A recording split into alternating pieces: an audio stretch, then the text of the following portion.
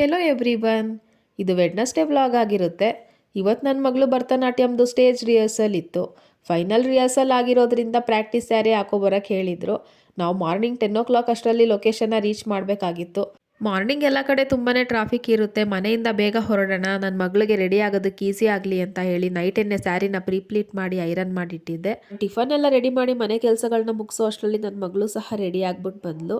ಇಬ್ಬರು ಬ್ರೇಕ್ಫಾಸ್ಟ್ ಮುಗಿಸ್ಕೊಂಡು ಹೊರಟ್ವಿ. ನಾವೆಷ್ಟೇ ಬೇಗ ಮನೆಯಿಂದ ಹೊರಟ್ರು ನಾವು ಅಲ್ಲಿಗೆ ರೀಚ್ ಆಗೋ ಅಷ್ಟರಲ್ಲಿ 10:30 ಆಗಿತ್ತು. ಸ್ಟೇಜ್ ರಿಹರ್ಸಲ್ ಅಂತ ನನಗೆ ಅನಿಸ್ಲೇ ಇಲ್ಲ. ಎಲ್ಲರೂ ತುಂಬಾ ಚೆನ್ನಾಗಿ ಡ್ಯಾನ್ಸ್ ಮಾಡ್ತಾಯಿದ್ರು. ಕಾಸ್ಟ್ಯೂಮ್ ಒಂದು ಹಾಕೊಂಡಿರಲಿಲ್ಲ ಅಷ್ಟೇ. ಆಲ್ಮೋಸ್ಟ್ 3-4 ಮಂತ್ಸಿಂದ ಪ್ರಾಕ್ಟೀಸ್ ಮಾಡಿದ್ದಾರೆ. ಇವ್ರ ಮೇಡಮ್ ಡೆಡಿಕೇಶನ್ಗೆ ಇವ್ರು ಈ ರೀತಿ ಡ್ಯಾನ್ಸ್ ಮಾಡೋದ್ರಲ್ಲೇ ಆಶ್ಚರ್ಯ ಏನೂ ಇಲ್ಲ. ರಿಹರ್ಸಲ್ ಮುಗಿಯೋ ಅಷ್ಟರಲ್ಲಿ ಆಲ್ಮೋಸ್ಟ್ 1:30 ಆಗಿತ್ತು. ಹೋಟೆಲ್ಗೆ ಹೋಗಿ ಊಟ ಮುಗಿಸ್ಕೊಳ್ಳೋಣ ಅಂತ ಅಂದ್ಕೊಂಡ್ವಿ. ಆದರೆ ನನ್ನ ಮಗಳು ಮೆಕ್ಡೊನಾಲ್ಡ್ಗೆ ಹೋಗೋಣ, ಇವತ್ತು ಬರ್ಗರ್ ತಿನ್ನೋಣ ಅಂತ ಅಂದ್ಲು. ಅವಳನ್ನ ಮೆಕ್ಡೊನಾಲ್ಡ್ ಕರ್ಕೊಂಡೋಗಿ ಅವಳು ಏನು ಕೇಳ್ತಾಳೋ ಅದನ್ನ ಕೊಡಿಸ್ಕೊಂಡು ಮನೆಗೆ ಹೊರಟೆ.